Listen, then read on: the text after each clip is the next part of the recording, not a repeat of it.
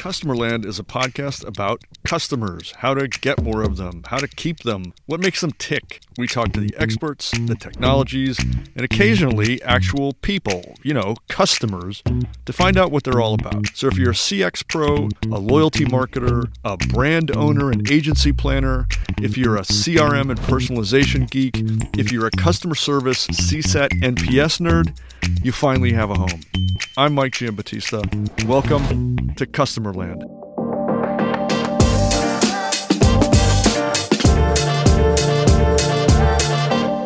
Today I'm honored to be speaking with Jenni Palocsik, who is VP of Marketing Insights, Experience, and Enablement at VERINT, which is a giant title encompassing an awful lot of stuff. I'd love to hear more about that. But first, Jenni, thanks for joining us this morning. Happy to be here. Looking forward to the conversation. So we've actually got a pretty big agenda, things to cover here. But the first thing is, can you explain the enormity of your title and what your remit is, what you do for VERINT? Sure. Essentially, I have several teams that report into me. So I'm responsible for everything from the customer experience when we engage our customers and do quarterly as well as transactional feedback surveys. How are we doing? And analyze based on what they're telling us where we can make improvements. So that's one area of what I do. It also includes things like our customer advisory boards, our user groups, and so on. In addition to that, we do a lot around research. So primary research, like the research report we're going to highlight a little bit today. So we do studies throughout the year across a wide range of topics, but we feel like they are thought leadership topics that are valuable to us internally to inform what we're doing, but also that we can share with our customers and the market at large. What are we seeing? How are changes in the market potentially impacting what they need to do and think about with their customers? I also am responsible for our customer and partner portal, VERINT Connect. And I have a large team that works on sales enablement. So different customer facing and revenue generating roles across the organization, making sure they're ready to have conversations with customers about how we can help them deliver their business outcomes and just really understand what they need and how VERINT can help. That's a lot of stuff. That's an awful lot of stuff you're covering. Silly question. It should be more obvious, but I'll ask it anyway, because I've interacted somewhat with people on the product side at VERINT, some of the smartest people in CX that I know of. So what's your interaction with those folks? Are you part of that whole operation, or do you inform into it and then they in turn produce products out towards you, or how does that really work? It's a combination of things. Just like other large corporations, we collaborate across groups. So as part of previous roles, as well as working relationships I have with different teams and functions, I regularly interact with our product strategy team, our product managers, and our engineers in research and development. I also work very, very closely with our go-to-market team, as well as our marketing team. So a lot of my day-to-day interactions are collaborative conversations around what are the demands, what are the needs that we're hearing from our customers, or that our field, our salespeople are sharing back with us from their conversations with customers. And we take those inputs into these groups that represent different areas across the business. And we come up with our strategy and then we execute on the strategy. So sometimes it's how do we develop the right messaging so that our customers understand what we are doing and how it can help them day to day. Other times it's, are there additional services that we can offer that would be value adds to the software they have? Sometimes it's looking at the product roadmap. But I would say I'm working with those people about half of the time. And it doesn't really matter which group you're in, we're all working towards a common goal. So it's been one of the things that I've really enjoyed about working here at VERINT. Yeah, and I can echo that from my limited interactions. I have a decent window into how things work there, and it's one of the more genuinely collaborative organizations I've come across. It just seems to be part of the culture there, part of the DNA. Yeah, and I think what's particularly interesting is that it's not just collaboration at one level of the organization. So the executive team is actively involved. They are passionate about where we're headed from a strategy perspective. They love to meet with customers and to understand, what their needs are to make sure we're reinforcing that with what we bring to market.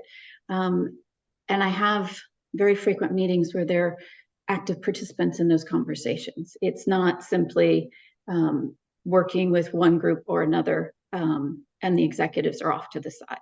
You just gave me a beautiful seg because one of the findings that I think is most intriguing in the most recent bit of research is how little of the information that companies produce about their customer interactions they're actually using. I mean, I've seen the data on those kinds of things before, but here it is in black and white. And yet, um, VERINT seems to be one of those companies that's the exception to the rule. You're actually using that data. I mean, it's really what you're all about. Yeah, there's two probably, well, there's more than two, but I think I'd highlight two areas where I think it's particularly important.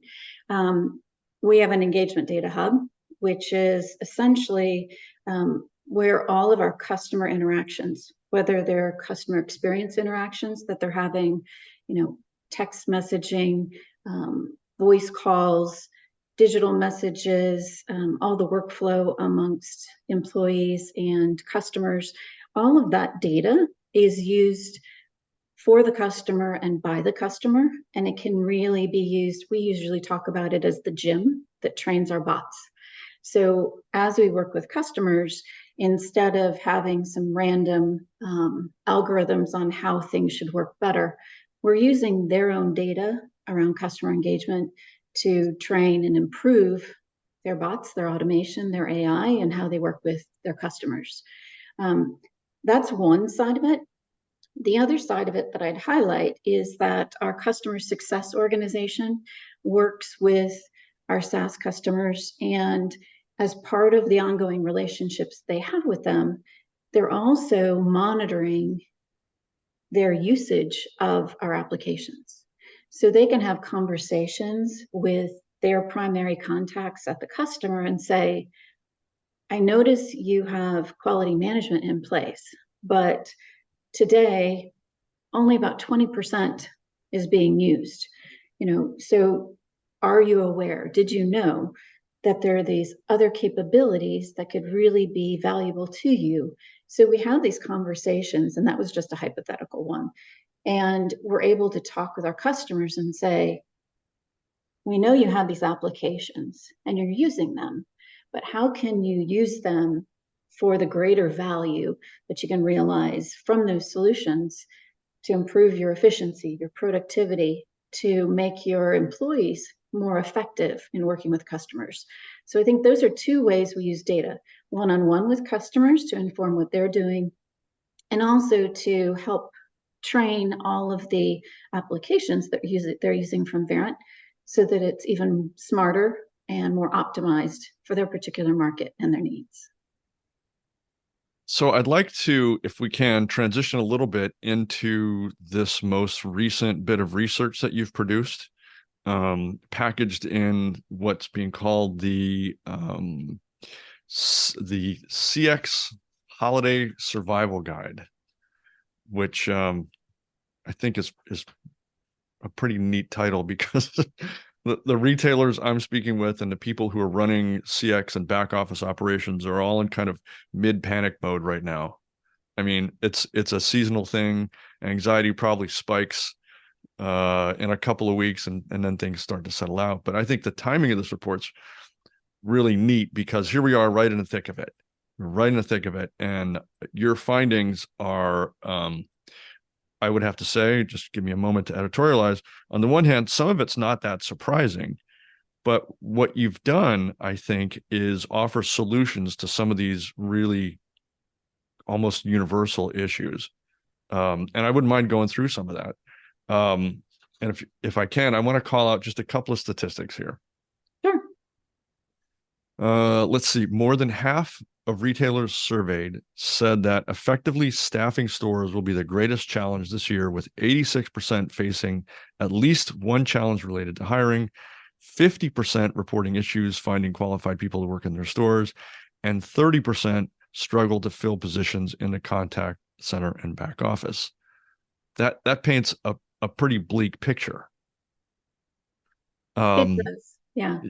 yeah, and honestly, those are, even though I haven't seen statistics, those numbers put to those notions quite this way before.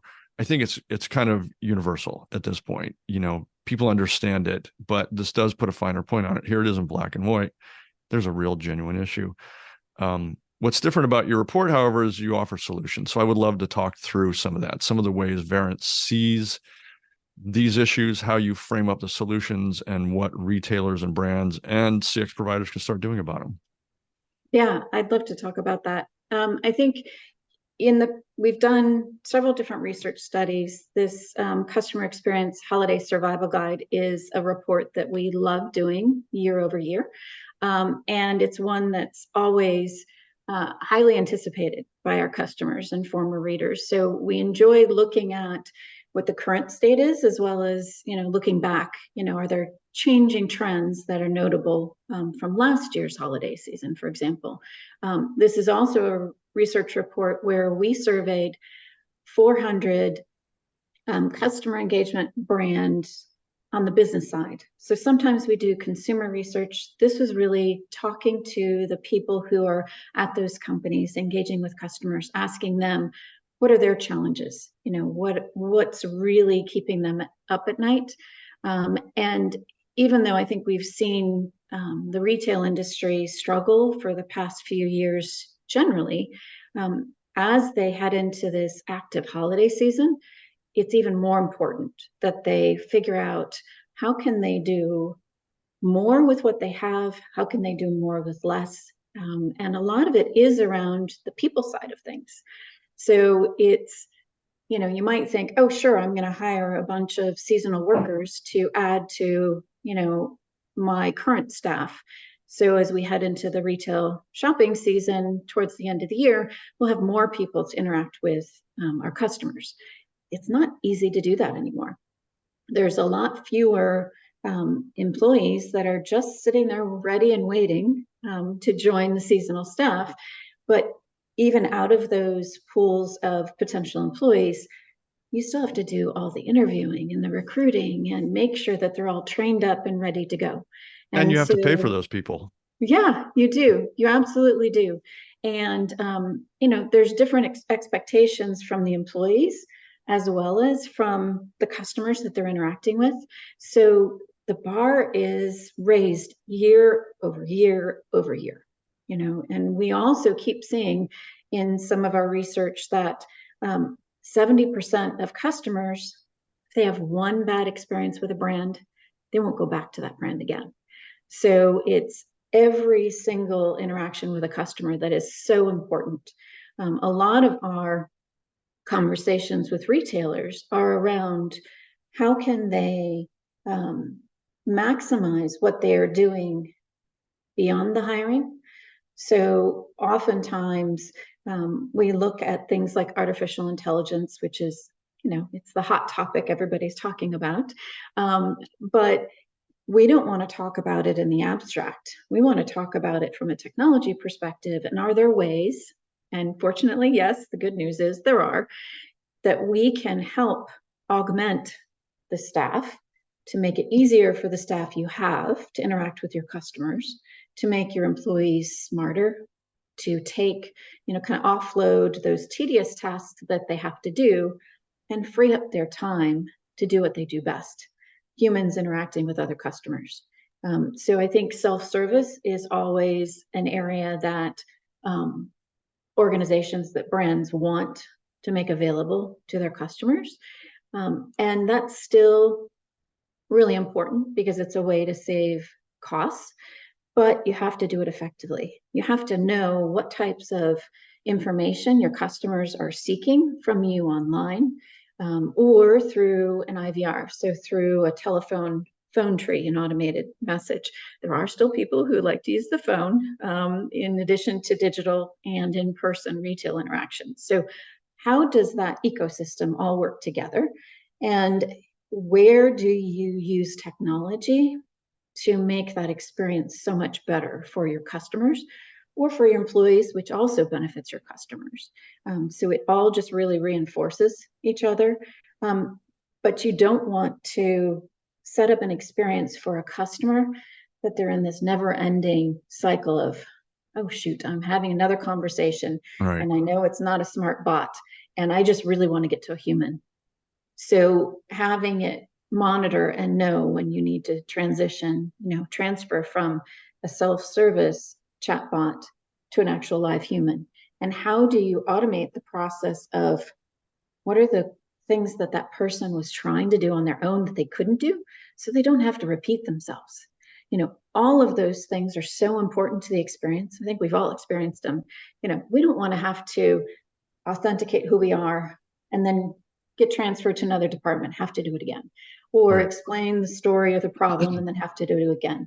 So there's a lot of things that we can do from an automation perspective that uses AI. It uses that interaction that a customer is having with a brand and can effectively transfer it to the human agent so they can pick up where the bot left off and have a really satisfying experience with the customer. So I think it's that marriage between human and technology, and how do we balance the two? I want to take a quick break from the conversation to tell you about one of our sponsors. What could you achieve if you knew what your customers expected ahead of time? What if you could know what customers expect by category and by brand 12 to 18 months ahead of traditional brand tracking methods? And what if you could know exactly where to adjust and where to spend in order to drive the most benefit every time? A customer expectation audit allows you to identify areas that require strategic reinforcement, as well as pinpoint which values will contribute most to an emotional bond with your brand and optimize accordingly. Customerland has partnered with Brand Keys, the world's oldest loyalty-focused consumer research firm, to bring real-world customer expectation audits to brands, brand managers, and to CX practitioners everywhere. Want to know where your brand stands and exactly what to do about it? Go to expectationaudit.com. That's expectationaudit.com and download a sample audit today. I'd love to talk a little bit more about some of the specific solutions that VERINT has developed to solve those kinds of use cases, because there are there's a huge variety of problems a customer might have. There are personality differences and cultural differences and levels of urgency, and every variable you can think of probably packed into how a brand or a retailer or somebody who's dealing with customer experience at scale has to respond to these kinds of like myriad situations. So how does VERINT address that? Maybe we can talk about some of the specific solutions you've developed. Sure. So, we are very much a SaaS company. So we offer our applications on our platform, and it's a customer experience automation platform. So you can use one application or you can use more applications from VERINT, and the more you use, the more they can work together. Similar to how other, enterprise SaaS companies work. We have really been focusing on how artificial intelligence and the customer engagement data we already know from our decades of work with other brands, how it all comes together. So we have, we started talking about bots as kind of that expression of not just this nebulous AI in the abstract, but are there individual bots that can work single purpose, very purpose-driven, focused bots that can help an employee, whether it's an agent or a back office employee or someone else in your organization? How can they help them do their job better? I think there's a lot of fear around, are bots going to replace people? We don't take that mindset. We really think it's the way that organizations are going to be able to scale with the employees that they have and to really perfect how they interact with each other. So we have lots of bots, and depending on a brand's business challenges, it's not a one size fits all. You can start anywhere. We always like to have conversations with customers around what are your particular business challenges. So are you having a lot of trouble with kind of that wrap up scenario that I was mentioning? If you have people calling into your contact center on the phone, are you having your agents, are they spending a lot of time typing up notes after the call? And because they're typing up those notes, because it's important for the next time the customer calls in, while they're typing up those notes, it's not a fun thing for an agent to have to do.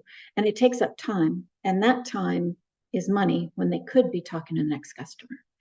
And it's also So, subject to human error and what you're going to remember from the conversation, et cetera.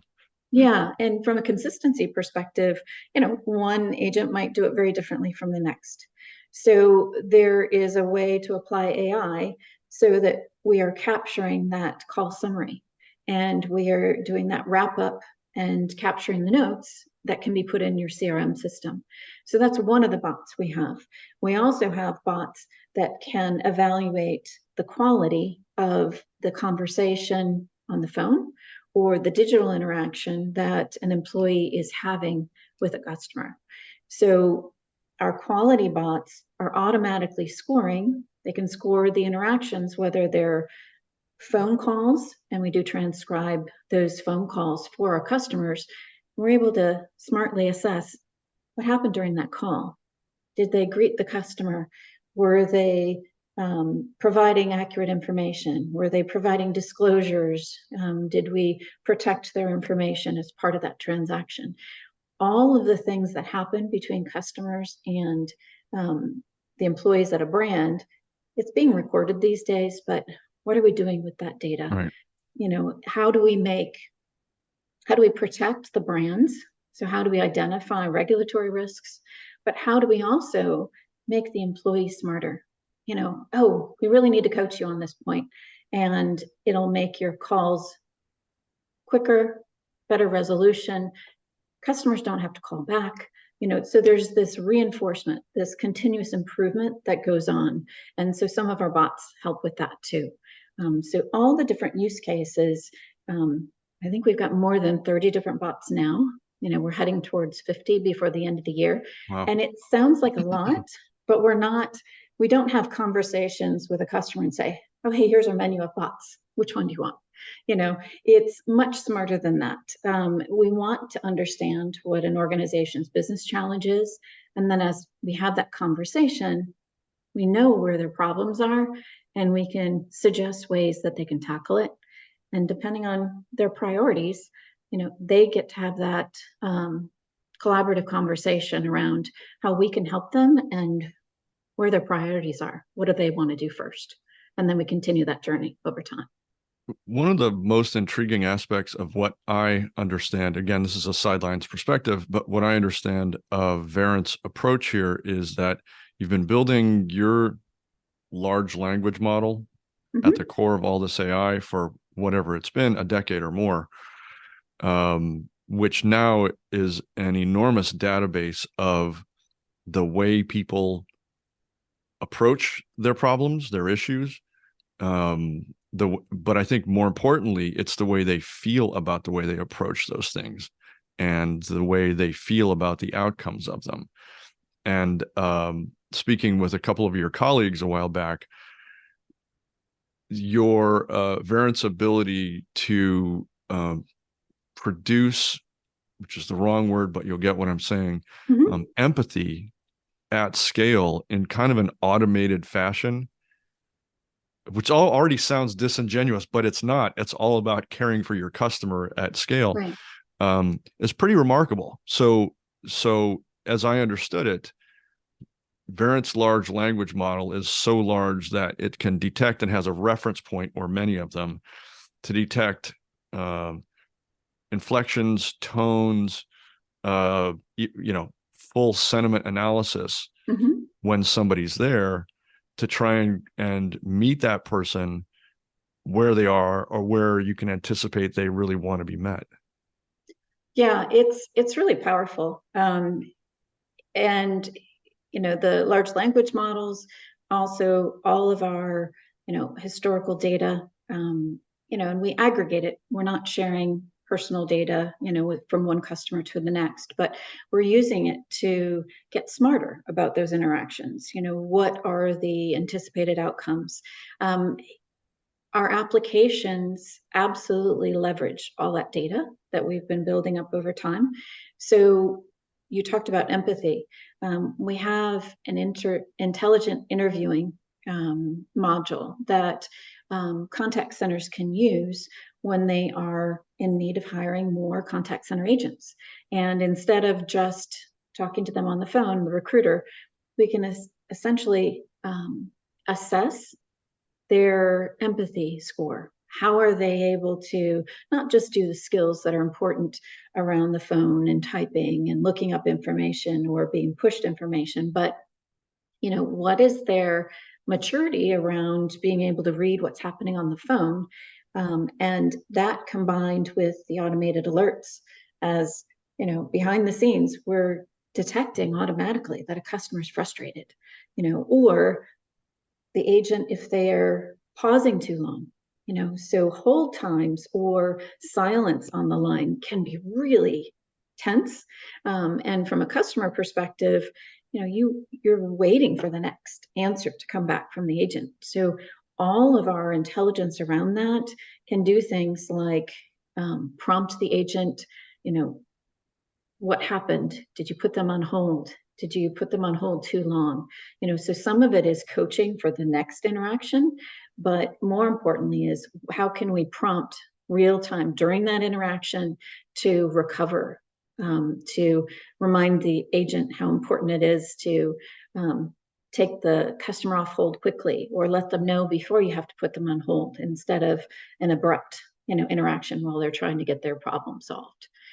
There's so much around the intelligence around assessing what is being said on the call, the words that are used, the emotion, the tone in the voice, and it all comes together really powerful. We're talking about a really sophisticated set of solutions to a really wide variety of CX issues that arise. But one of the things that I think we should point out here is that your research also uncovered that companies that deploy these kinds of solutions based on listening to their customers, based on assessing and understanding the data they've collected, have a genuine return on investment impact on the whole effort. And the numbers behind that are pretty stunning to me. I mean, we alluded to this earlier in a conversation that there are only a small percentage of companies that really fully utilize the data they have access to on their customers, but the ones that do are really outperforming the ones that don't significantly. And I'm going to pull this right from your report as well. Retailers that connect the customer data across all engagement channels are more than 3 times, I'm just going to say 3x and let that hang in the air for a moment because it's big, as likely to use insights very effectively to improve their experiences in digital channels. In fact, the study found that those retailers are very effectively leveraging insights to improve experiences 73% in store and 75% digitally. 3x is a giant number. I don't care what realm you're looking at. 3x in anything is something worth paying attention to.